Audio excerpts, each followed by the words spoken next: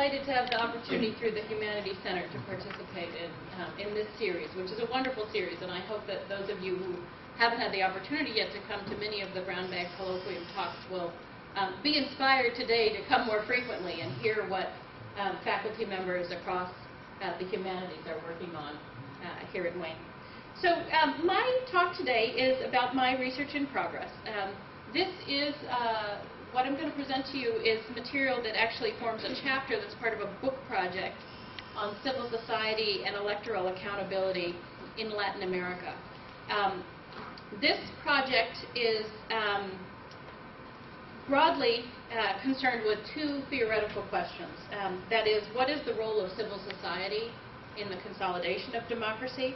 And this question derives from the work of the so-called neo-Tocquevillians, who emphasize the positive aspects of civil society for democracy, as well as more skeptical work by scholars like Sherry Berman, and on Latin America specifically, Ariel Armani, who challenge the assumption that civic participation is always a virtue for democracy. So that's the first, broad theoretical question that my work is situated within. And the second is about the relationship between democracy and elections. Now, many of you in the room have been studying the different types of ways of defining democracy. And one definition that we started with when we started talking about it was a procedural minimal definition that defines democracy by virtue of the holding of elections. And what I want to do with my work is look a little more closely at why elections are connected to democracy, what makes elections so important for democracy, whether we can add a little more material to the explanation of why we might want to define democracy in terms of this process, this procedure. So with that said, I want to tell you a little more specifically about the work that I've been doing. This paper develops a case study of a group called Alianza Cívica. In English, that's the Civic Alliance. And it's a group, it's a civic association in Mexico. What I want to do is use this case to explore the reach and the limits of civic associations as advocates for accountable elections in democratizing societies. Alianza Cívica is a nonpartisan Mexican civic association. It was formed to conduct a massive monitoring of the 1994 Mexican elections. These were the second very competitive elections that Mexico has experienced in a long history. The first ones in 1988 were widely considered to have been stolen. And so in these second competitive elections, citizens came together and formed this network called Alianza Cívica to monitor the process in the hope that if indeed competition prevailed and the opposition was able to win the presidency, after a long, long history of one-party rule, that those results would be respected.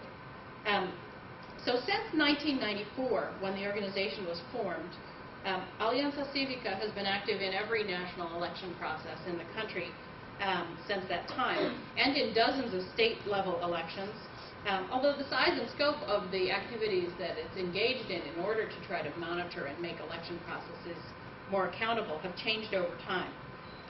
Over the past 15 years, Alianza Cívica has mobilized literally tens of thousands of individuals as volunteers to participate in election processes. But, like many civic associations that are created in the context of democratic transition, Alianza Cívica finds itself today at a bit of a crossroads. Many civic associations that are born in times of democratization and transition are situated in the context of their struggle against the government. And as countries democratize, they have to move into relationships where they become working partners with government, or they at least consider it. So they're trying to parse out the adversarial relationship that they have had with the state for many years. And furthermore, after 15 years of experience, the character of the organization has shifted a bit. It looked more like a social movement in 1994, and today in 2010, it is more like a professional nonprofit organization. This change is reflected both in decreased grassroots mobilization around elections, and also in the increasingly technical character of the activities that it engages in to monitor elections. Meanwhile, while Mexico has successfully held a series of competitive elections over this 15-year time period, overall consensus is that the quality of elections is, if anything, declining in recent years. New forms of fraud and co-optation have emerged.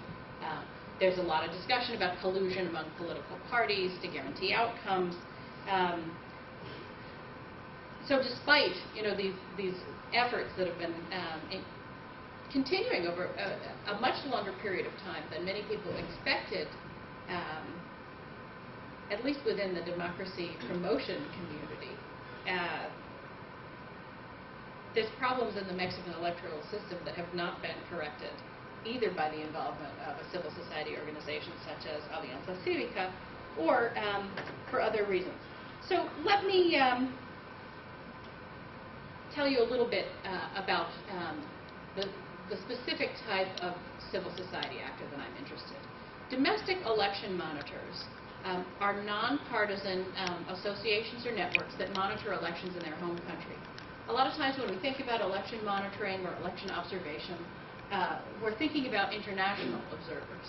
And we see the role of international observers cited very, very frequently in the press. Third-party international observers go to elections to try to provide a neutral presence that can audit the behavior of parties that are in competition. Well, domestic election monitoring is actually quite similar to the role that international observers play, but there's some important differences. In terms of the similarities, domestic election monitors seek to improve election quality. As a difference, though, they're able to achieve better economies of scale, which is to say, with the same amount of resources, they can deploy a lot more observers. Domestic monitors are going to be fluent in the language of the country that they're acting in, and they're going to be familiar with the political context in a way that most international observers are not. They'll be able to read between the lines when they see what's going on election day or prior. They're, of course, in country for the duration of the election process, which can begin depending on the rules about when campaigns start, a year prior to election day. There may be critical periods that merit observations, such as legal periods for voter registration, for which domestic monitors can be present, and international observers are usually not, or they're there only in very small numbers. Furthermore, domestic election monitors are seen as an antidote to what we could call the dilemma of sovereignty generated by the presence of international observers. Domestic monitors have a right to be interested in making their elections accountable, and although we could claim that international observers are third-party neutral observers, they're usually not, and certainly not perfectly so.